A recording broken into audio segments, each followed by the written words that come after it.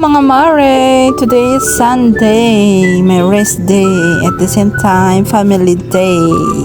That's why we're going to church with my buong pamilya. So, ayan si GM, naka-red. So, yung asawa ko naka-yellow. At yun sa likod ko, naka-black ay si Kuya. So, ayan, sama-sama kami sumakay ng jeep, mga mare. Tapos, ayan, pagbaba namin sa St. Peter sa tapat, mga mare, akit pa kami nga ng overpass.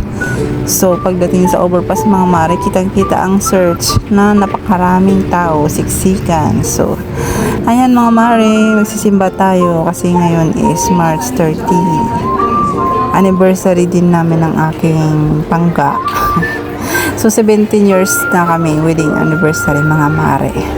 After ng church, mga mare, is nagkayayaan yung aking dalawang anak. Kakain daw kami sa Mang Inasal, mga mare. So, pumayag na rin kami ng aking asawa para pag uwi ng bahay is matutulog na lang.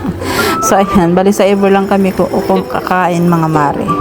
So, kita namin si Coco Melon, mga mare. So, si Jen, parang bumalik sa pagkabata. Nagpa-picture siya, mare, kasama si Coco Melon. Sisend niya daw sa kanyang pinsan na baby sa Nevesia kay Rodo. So, ayan mga mare, dahil ang haba-haba ng pila sa Mang Inasal, Diyos may yung marimar. Sabi ng cashier, mga mare, is sa mga nakapila is 1 hour waiting daw. So, hindi kami makapaghintay, mga mare. Sabi ko, mag-grocery na lang muna kami. So, ayan.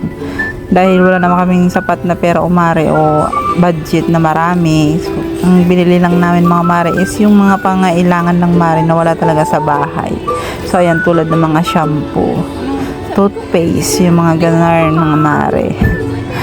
So, dahil sa Sunday, mga mare, na taon na linggo yung diop ko, dati is Sabado. So, nalipat ng Sunday. So, ayan mga mare, nakapila na tayo. Yung asawa ko nung ulit, bili doon ng Red Horse, mga mare. So, ayan, kumuha ng 2 Red Horse, mga mare, pero nung kalaunan, mare, is kinuha niya rin yan, binalik niya rin yan, nagbagong isip. Kunti lang pinamili namin, mga mare, umabot pa rin ng 1,000 mahigit. So, ayan, sobrang mahal na talaga ng mga bilihin, mga mare, ang hirap-hirap mag-budget. So, after namin na grocery ng kaunti, mga mare, pinauna na namin yung 2 anak namin sa Jollibee. So, Jollibee na lang daw kasi sobrang daming tao sa Mang Inasal. So, nauna na sila doon nag-order. So, after namin mag-grocery ng asawa ko is nandun na kami. So, na-waiting na yung 2 naming anak. So, ayan. So, ayan mga mare, pagkatapos namin kumain dyan sa Jollibee, mga mare, is uwi na kami niyan para makapagpahinga ng mga mare kasi mag-8 PM na rin yan. Kailangan nang magpahinga. So, ayan, thank you for watching, mga mare, sa aking mini vlog. Bira na ako makapag-post, mga mare, dahil sa work. Bye!